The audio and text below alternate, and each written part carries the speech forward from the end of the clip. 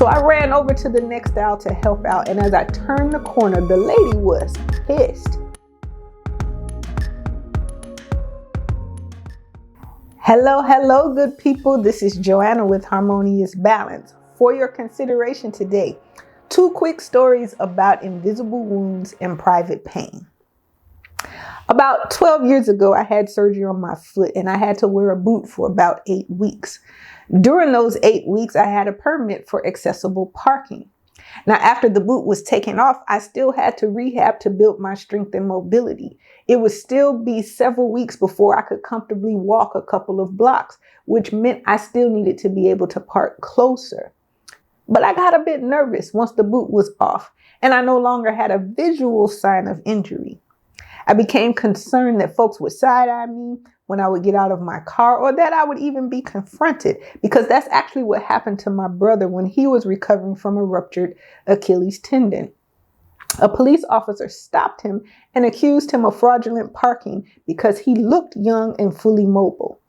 Even though my brother explained the nature of his injury, he still had to show the officer how his shoes had been modified with heel lifts to help him recover. Story number 2. I also have a sister who's deaf. One time we were in the store. I was in an aisle next to the aisle she was in, and I overheard a lady say a couple times, "Excuse me." Each time I could hear the lady become agitated, and then it occurred to me that my sister's back was turned to the lady, and she didn't know that someone was behind her trying to get past her. So I ran over to the next aisle to help out, and as I turned the corner, the lady was pissed. She said, "Are you deaf? I'm trying to get by." And I said, "Actually, she is." And then I commenced to get my sister's attention in sign language. And the lady, of course, shrunk back in embarrassment.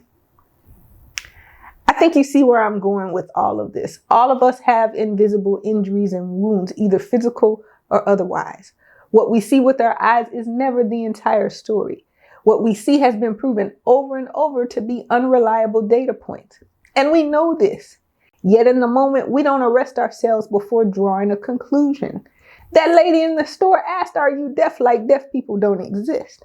Now, she was intelligent enough to know that deaf people exist. That's why she felt small when I clapped back at her. She was intelligent enough to know that deaf people exist, and she should have put that intelligence to use instead of getting frustrated. She should have thought, "Oh, maybe she's deaf and can't hear me." And that's what I want to leave you with today.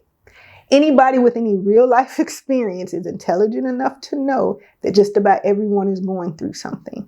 So how about we put that knowledge to good use instead of letting our indignance override our intelligence? Now, that's all I wanted to share today. Please remember that my intention with this series is never to come across as messy or controversial or even sanctimonious. I share these thoughts with the hope of making a difference for the better.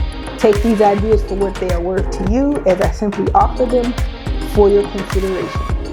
I will see you later, good people.